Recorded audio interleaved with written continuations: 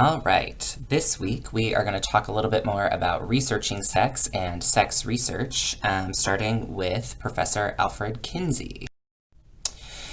So there have been a lot of folks who have done sex research, but Alfred Kinsey is a sort of watershed in sexual research. He actually worked down at Bloomington at IU in the early 20th century, and he was one of the first people to do large-scale sexual research. So that's a picture of him and his two main books. And as I mentioned, Kinsey was one of the first researchers to do really large-scale sex research. He was actually a zoologist by training, so before he started studying human sexuality, he was studying animals. And so he basically took similar methods to studying animal behaviors to studying human behavior of sexuality. And in some of the clips that are posted on Canvas, you'll get a little bit more insight into what that might have looked like, as well as through the readings this week. So he interviewed literally thousands of people about all of their sexual behaviors, doing sexual histories from their first sexual experiences all the way to the variety and depth of what they had experienced. And what was different about Kinsey is he was really looking for natural variation in human sexuality. He wasn't looking to judge, to decide whether something was good or bad. He really just wanted to know what people were doing, because up until that point, no one had really asked those questions in a meaningful or large-scale way. And he was also very focused on scientific objectivity. One of the things that he was looking for is really to just understand what was happening. But of course, there are limits always to scientific research, often in terms of resources. And so one of the critiques of Kinsey's research is that his statistics about what people were doing was not necessarily representative, as we'll see in the slide, or the map on the next slide. So each of these little dots represents a number of folks that Kinsey spoke to. It's not just one person per dot, but it gives you a sense of the numbers, or the relative numbers of people he spoke to. And of course, being at IU, it's unsurprising that he talked to a lot of people in Indiana and in the neighboring states. However, we know that the population of the United States does not necessarily look just like the population of Indiana. So as you can see, he talked to people all over the country, but there is still some concern that his representation was not necessarily accurate or representative of the nation even at that time.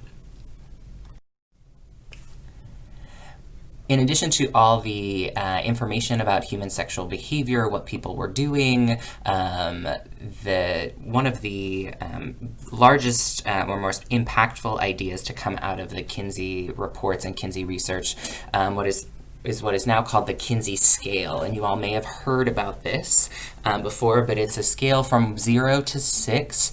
And this is one of the first acknowledgments that non-heterosexual sexual behavior was both normal in terms of the fact that many people engaged in homosexual behaviors. That's not the same as saying there were more people who identified as gay or homosexual, but that homosexual behavior was much more prominent than we had thought it was previously. And that people tended to have a little bit more fluidity and flexibility in terms of their experiences and behaviors, as opposed to just identifying as heterosexual or homosexual. And so you can see starting with 0 would be exclusively heterosexual behavior, going all the way up to a 6, or exclusively homosexual behaviors. And this is actually some slang that you might find in the gay and lesbian community. Folks who have identify as gay or lesbian and who have never had a heterosexual sex experience may refer to themselves as a Kinsey 6, or more colloquially a gold star gay or gold star lesbian. So actually the origin of that is actually Alfred Kinsey and his research on sexual behavior. The impact of the Kinsey reports were widespread and deep. metaphors of a bomb going off were frequent in newspaper reports. So some of the largest impacts of the Kinsey reports really the understanding that people were having sex a lot more than we thought they were, and in different ways than we had thought they were. It wasn't just heterosexual missionary position married couples. The reports also provided some support for emerging gay subcultures in the post-World War II era. That basically the documented existence of people having homosexual sex was helpful in normalizing and supporting gay subcultures that were starting to coalesce in different cities and places around the country. There was also a significant amount of backlash against the reports. Senator Joseph McCarthy used them as part of his Lavender Scare, trying to root out homosexuals from the federal government, in addition to his quest to root out communists and other undesirables, or what he termed undesirables, from the U.S. government at the time. One of the largest impacts was also that Kinsey challenged the primacy of the penis in heterosexual sexual relationships. And his research was very supportive of female sexuality, the use of the clitoris, or the role that the clitoris played in female sexual pleasure, and the importance of female sexuality and female sexual pleasure in heterosexual relationships especially. Moving on from Kinsey, thinking about large-scale sex research in general, one of the important things to understand about this is that large-scale sex research is mostly quantitative, and quantitative research helps us really understand broad patterns of whatever it is we're thinking about, whether that's how people engage in sexual behavior, how people understand, opinion polls, things like that. These are those surveys where you have limited options to respond. So do you agree or disagree? That might be a scale, but there are sort of limited options. Have you participated in this behavior or not? That sort of stuff. Some of the methodological or logistical limitations of this large-scale sex research. One, large surveys really require a lot of funding, and a lot of that funding comes from the federal government in terms of sex research, but even if it comes from other foundations or private donors, the research that the funding is looking to support often is focusing on specific topics. So those might be sexual health, HIV and AIDS, or other STIs, which often means that this large-scale sex research focuses on behaviors rather than thinking about desire or sexual pleasure. There's often a difficulty in finding and adequately sampling folks who are part of sexual minorities. So when you do a nationally representative sample, you might be calling random phone numbers, telephone sampling. And so because some folks belong to sexual minorities, and that means that there is a smaller number of them across the country. You may not, with a random sample, get enough folks who identify or participate in sexual minority practices. And so we might not know as much or be able to tell as much about these communities from large-scale research. Also, this is a sensitive subject, so thinking about who should interview or ask the questions, how will people respond? Will they be honest, or will they tend to say things that they think either the person wants to hear or makes them look more normal or more flattering? We see this often in information when we ask people about the number of sexual partners they've had. We know that men tend to inflate or overstate the number of sexual partners they have, and women tend to understate that. And follow-up research has tied that to other information about men wanting to feel more masculine if they've had more partners, or feel like they meet with the social expectations around male heterosexuality, while women are taught to downplay the number of sexual partners because they don't want to seem loose or like sluts, or whatever negative connotations that might be attached to that. With large-scale research, there's also some conceptual limitations. So how do we measure or conceptualize sexuality and sexual orientation? And we had a small taste of that in when we looked at that data around defining sex. If there's limited answers or limited questions to be had, how are we going to measure that? So what gets included or excluded? For example, do we focus on behaviors that are more prominent in heterosexual relationships, or might we be excluding some sexual behaviors that are more prominent in different types of sexual relationships? And so a question to ask is, how do these limitations impact what we know or are able to verify or find out through evidence about sex? And with large-scale sex research, again, thinking about what the types of questions we can ask are often limited to things like what, how many, what kind, and similar questions. So thinking about what both the benefits of large-scale sex research, quantitative research are, but also the limitations. We might also participate in qualitative sex research or choose to do qualitative sex research.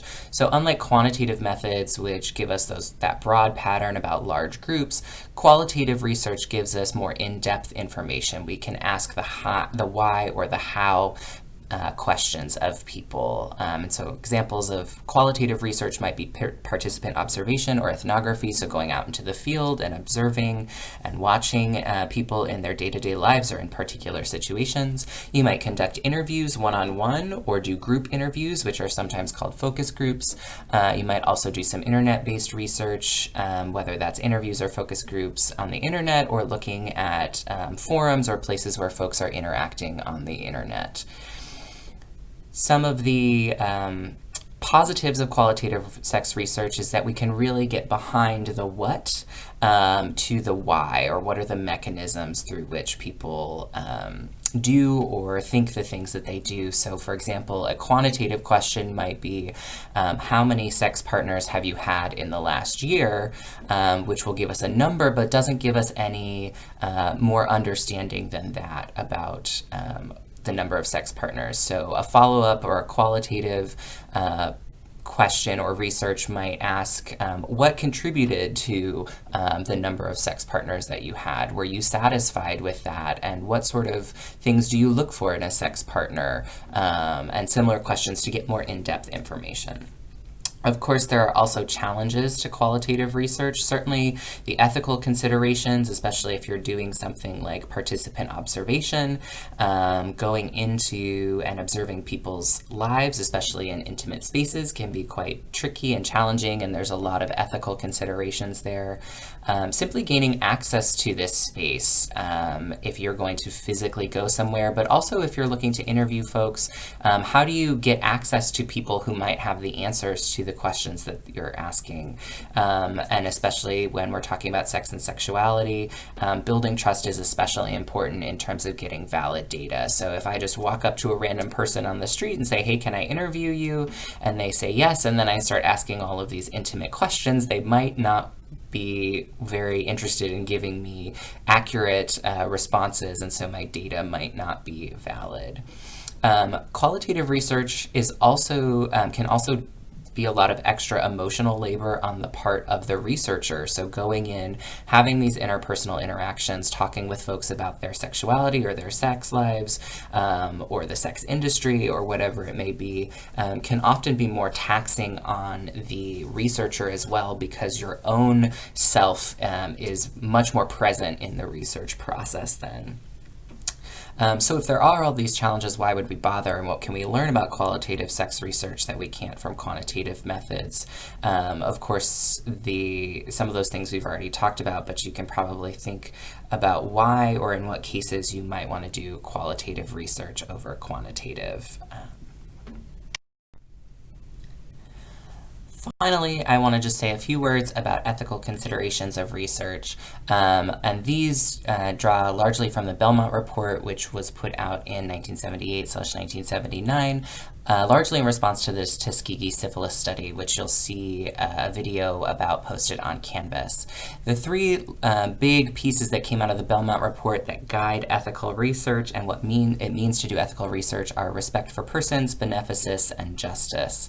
And this really means thinking about the autonomy and ability of research participants or potential research participants to give informed consent, to know what they are getting into, and to be able to consent or say yes to participating in that research, that the research that they participate will do no harm or do as little harm as possible to participants, but that they will be informed of those potential risks and harms as well as the benefits before the research starts. And that the research that we're doing is going to be administered in a way that's not exploitive and is fairly and equally distributing costs and benefits to potential research participants. And so we are not discriminating in terms of our research, that we are doing our best to maximize benefits both for the research process and the pursuit of knowledge, but also minimizing risk to participants at the same time. One of the major players who sort of decide whether research is ethical or not are these institutional review boards, or IRBs. IU has one, as do basically all universities who conduct research, and government agencies and other places. And basically they are a panel of folks who review proposals for research, whether that's medical research or sociological research, anything to do with human subjects, and decide whether or not the research itself is ethical, but also the mechanisms for doing the research have taken into account ethical treatment of subjects, and that there are following these different tenets of respect for persons, beneficence, and justice. There are unfortunately numerous examples from the past where sex research has not been done in an ethical manner, and so for this and other research reasons, it's really important to consider these pieces when thinking about what research you might like to conduct, or to think about whether or not you'd like to participate in research, if ever asked. So as we wrap up this week's lecture, I also want to give a note about moving forward. When you're reading throughout the rest of the semester, please, of course, think about the content in relation to the theme or topic for the week, but also keep in mind how the research we're reading was structured. Was it quantitative? Was it qualitative? What types of questions are they asking? And how that might impact what we can discover about sex and sexuality through that particular research, and what questions might be better answered by a different method or approach to that topic. All right, enjoy the rest of the readings and videos for this week, and we'll be back again next week.